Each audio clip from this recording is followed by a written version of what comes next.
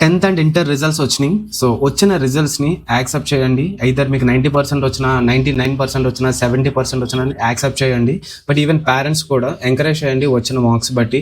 అలాంటి like 10-20 marks వచ్చిన encouragement అంటే అలా కాదు. ఈవెన్ 99% వచ్చినా సరే పేరెంట్స్ ఏం చేస్తున్నారంటే 1% ఎందుకు రాలేదు, మీ క్లాస్మేట్కి ఎందుకు వచ్చిందని ప్రెజర్ చేస్తున్నారు. దీనివల్ల స్టూడెంట్స్ అందరూ నార్మల్గా కాదు, చాలా రాంగ్ డెసిషన్ తీసుకుంటున్నారు. అలాగే పక్క వాళ్ళు కూడా, పక్కింటి వాళ్ళు కూడా కంపేర్ చేస్తారు, అరే నీకెన్ని వచ్చినాయి. గుర్తుపెట్టుకోండి, రియల్ టైమ్ ఎక్స్పీరియన్స్ చెప్తున్నాము. Marks are not equal to any success or any jobs కూడా రావు మార్క్స్ తోటి.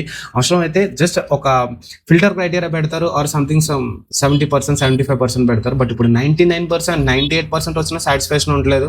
అవుట్ ఆఫ్ రావాలి అందరికీ 10/10, 10/10 వచ్చినా, 10/100 వచ్చినా మిమ్మల్ని పిలిచి ఎవరో జాబ్ ఇవ్వరు. అకాడమిక్స్లో కొన్ని హ్యాపీ అండ్ కొంచెం సెలబ్రేషన్స్ ఉంటాయి తప్ప అవుట్ ఆఫ్ తర్వాత ఏమీ ఉండదు. గుర్తుపెట్టుకోండి, మీకు వచ్చిన రిజల్ట్స్ని యాక్సెప్ట్ చేయండి. ఓకే, ఒకవేళ ఇన్కేస్ తక్కువ వస్తే నెక్స్ట్ అకాడమిక్స్ కొన్ని ట్రై చేయండి, మంచిగా వస్తాయి.